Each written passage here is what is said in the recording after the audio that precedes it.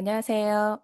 오늘 영상에서는 단순히 의료 광고 심의를 받았다고 끝나는 게 아니라 그 이후에도 어떤 리스크가 숨어 있는지에 대해서 알려드립니다.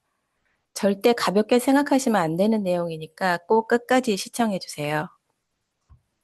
이 영상 썸네일을 클릭하셔서 지금 이 영상을 보고 계시는 분들은 아마 제 영상 썸네일 내용 때문에 굉장히 의아해 하시거나 아마 심의를 받으셨다면 걱정이 되실 수도 있으실 텐데요.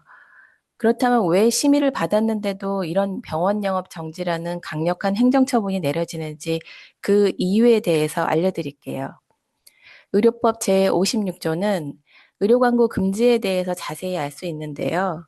그 중에서 2항 11호를 보시면 심의를 받지 않거나 심의받은 내용과 다른 내용의 광고를 하지 못한다고 나와 있어요. 여기서 중요한 건 심의를 받은 내용과 다른 내용의 광고라는 건데요.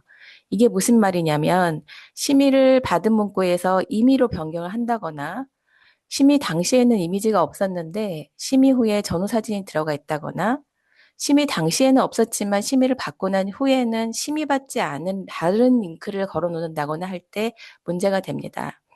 이 외에도 한 번 심의를 받은 의료 광고는 3년의 유효기간이 있는데요. 3년의 유효기간이 지나면 심의를 받지 않은 광고로 간주되기 때문에 사전에 미리 재심의 신청을 하셔서 새로운 심의필 번호를 받으신 후에 광고를 진행하셔야 됩니다. 이런 형태로 미심의 광고로 오해받거나 심의 내용과 다른 내용으로 광고하는 걸로 간주되면 아까 말씀드린 영업정지라는 처분을 받게 될 수 있는데요. 심의 기준을 어겼을 때 구체적으로 어떤 행정처분을 어떻게 받는지 기준을 보면서 말씀을 드릴게요. 위반 사항이 뭔지에 따라서 행정처분 기준이 정해져 있습니다. 오늘 말씀드린 심의를 받지 않거나 심의 내용과 다른 내용으로 광고를 하면 1차는 경고, 2차는 업무정지 15일, 3차는 1개월간의 업무정지 처분이 내려집니다. 여기서 1차 적발이 경고라고 안심하실 일이 아니에요. 그 경고를 가볍게 보시면 안 됩니다. 한 번 위반했다고 바로 영업정지 시키는 건 아니지만 1차 경고가 기회라고 생각하시면 안 돼요. 1차 경고의 의미는 다음 적발 시에는 처분 수위가 올라간다는 공식 사전 통보의 의미고요.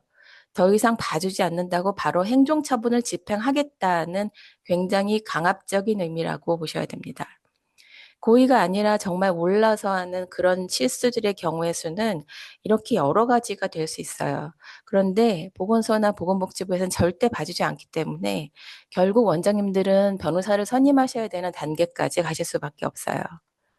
여기 보시면 병원의 영업정지 처분을 과징금으로 대체를 할 때 어떻게 적용해야 하는지 그리고 어떻게 적용을 하고 있는지에 대한 기준표인데요. 과징금의 책정 기준이 연간 총 수입액 기준에 연간 총 수입액이 기준이 돼서 일일당 과징금이 책정이 되는데요. 이 영상을 보고 계시는 분들 중에 혹시 원장님들 계실 텐데요. 한번 시뮬레이션 개념으로 계산을 해보시는 건 어떨까 싶어요. 예를 들어서 연간 총 수입액이 12억일 경우에 1차 경고 이후에 아마 실수로 심의 유효기간을 넘겨서 2차에 적발이 됐을 때 2차는 15일 영업정지 처분이죠. 과징금을 계산을 해보면 15일에 대해서 3천만 원이 넘는 금액이 책정이 됩니다. 어마어마한 비용이죠. 이렇게 의료법에 대한 실수나 부주의로 인해서 민원이나 신고를 받게 되면 보건소 초기 대응을 잘 해나가셔야 하는데요. 그게 어려운 경우가 있어요.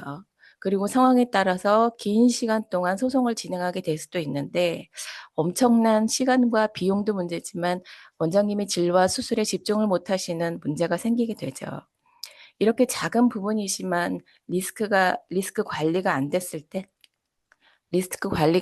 땐 엄청난 대가를 치러야 한다는 거를 꼭 말씀드리고 싶어서 오늘 영상을 찍게 됐습니다. 앞으로도 병원 마케팅을 하시는 데 있어서 소소하지만 중요하게 다뤄져야 할 여러 가지 내용에 대해서 계속 얘기해 볼 예정이니까요. 구독과 알림을 통해서 꼭 챙겨보시고요. 고민을 해결하고 매출을 성장시키는 컨텐츠로 자주 찾아뵙겠습니다. 다음 영상에서 뵐게요. 감사합니다.